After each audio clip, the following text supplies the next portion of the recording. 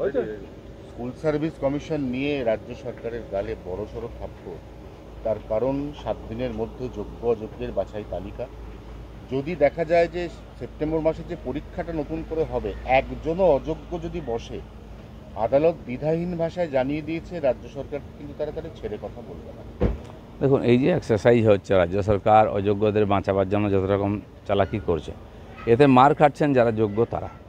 এবার দুজন যদি ঢুকে পড়ে অযোগ্য, সে পরীক্ষা হয়তো আবার বাতিল হবে। তাহলে যে যোগ্য টিচাররা এতদিন ধরে মানে পড়ার অভ্যাস ছিল না, ওনারা চিন্তা করছেন এতদিন তো আমরা পরীক্ষার দিনই দিচ্ছি, বসছেন, আবার তাদেরকে সেই হতাশার মধ্যে পড়তে হবে।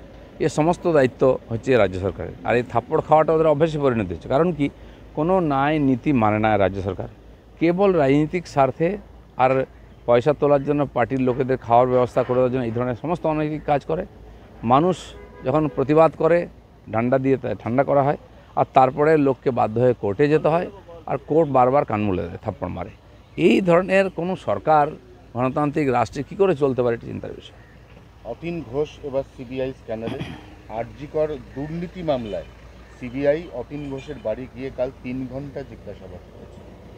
আরজি করের যে কোটি কোটি টাকার দুর্নীতি সেই সময় সামনে এসেছিল, ওখানকার অনেকে বলেছেন, অনেক তথ্য এসেছে, কিন্তু তার প্রমাণ হয়নি। আর ওই দুর্নীতির সঙ্গে যুক্ত ওই দুর্ঘটনা অভয়ার, এই দুটো অঙ্গাঙ্গে জড়িত। দুর্নীতি তদন্ত যখন ঠিকঠাক হবে, দেখবেন তারও সেই যে দুর্ঘটনার পিছনে যে হাত আছে সেটাও সামনে আসবে। এসআইআর হবে না বলে সাংবাদিক বৈঠক করলে বললেন অরূপ বিশ্বাস। অরূপ বিশ্বাস বলুন, স্বরূপ বিশ্বাস বলুন, বা অন্য কেউ মুখার্জি ব্যানার্জি বলুন, যখন এসআইআর হবে তখন হবে। কেউ আটকাতে পারেনি, সিও আটকাতে পারেনি।